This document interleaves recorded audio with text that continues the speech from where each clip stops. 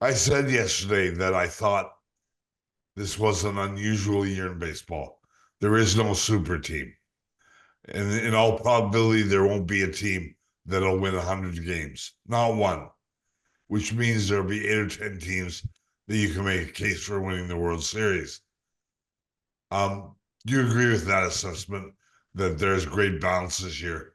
I do, Bob, and that's what makes the playoffs so exciting when we get to it. I would have said if you asked me a couple of weeks ago, Philadelphia was that one super team that for much of the year they've been the best team in the National League. They got out to an early division lead in the Braves and have not looked back, but they really have slumped the last month.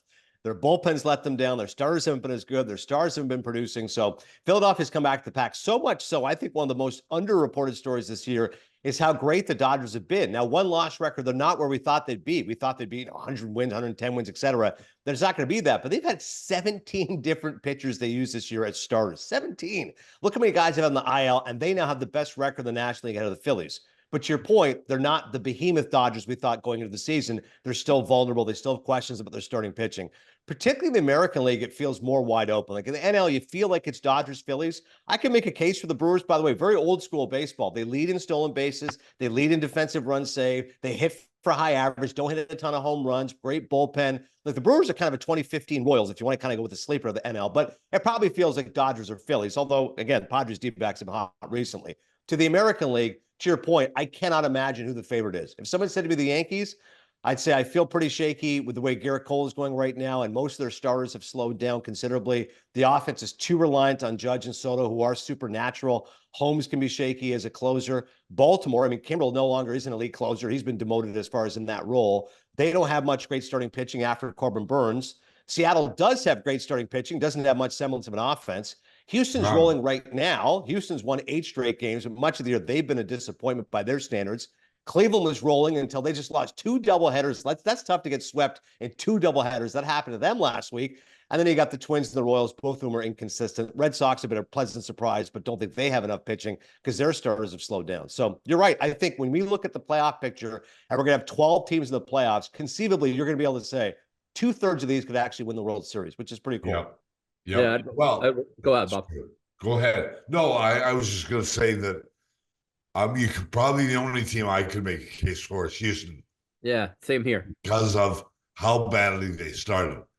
Take away their first 20 or 30 games, and they're probably the best team in baseball. And then just think about what their ads were, right? You know, with Kikuchi. And this is all happening. I mean, you may know when he's coming back, Dan, but all this is happening without Kyle Tucker, right? Their best player. Right. Correct. Kyle Tucker, they're looking at maybe a couple more weeks. Verlander's making his second Double-A start tonight in Corpus Christi. He could be back with the team next week. So imagine in the month of August, you're adding Justin Verlander and Kyle Tucker. Yordan Alvarez is sizzling. He's an absolute monster in that lineup. He always has been. Altuve, another great season. Jeremy Payne has been really good for them. And Bregman, who for much of the year has been about an average hitter, in August, he's been sizzling. His best month historically has been August. He has over 1,000 OPS in the month of August. He went deep again yesterday. So those 4 hitters. And then their pitching, which had been, again, hurt by injuries earlier in the year. Blanco's got a 183 opponent average against. That's the best in baseball. Him and Luis Hill right there. Frember Valdez is still really good. And again, you're going to get JV back. And Hader, again, their bullpen for the start of the season was surprisingly a little bit in disarray. Hader's now gone back to being a shutdown guy, pitched 2 scoreless innings yesterday. So Houston might have that mojo cooking. I know people hate them, but it could be an 8th straight tip to the ALCS.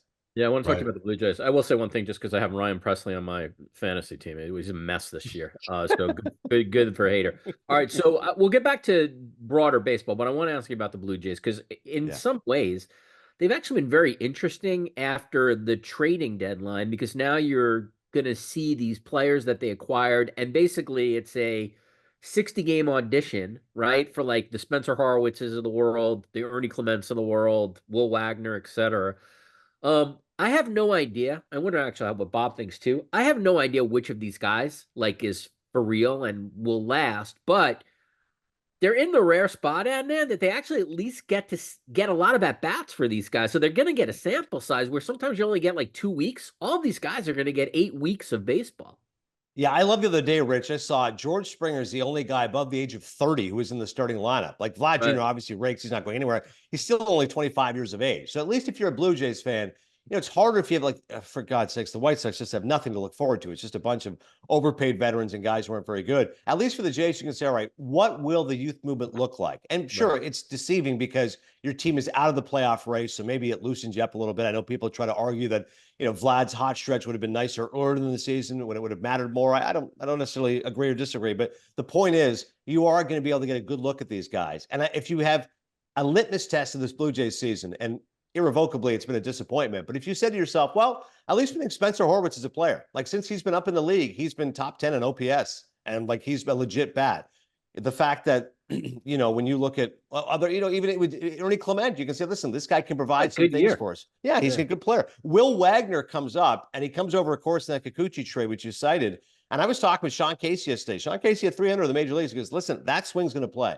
He said, normally if you're around, like, let's say 280 in AAA, you're within 10 or 15 points in the majors. And especially in today, where the major league batting average is like 238, like, if you can actually hit 260, you're like, wow, that's bona fide respect. If you can walk a little bit, some slug, even better. So he specifically was taken by Will Wagner. I mean, of course, son of Billy Wagner. You had another example of Jays cribbing from good bloodlines. But yeah, I think if I'm a Jays fan, at least I go, all right, I think I got Horwitz, I got Clement, I got Will Wagner. There's some reason to get excited.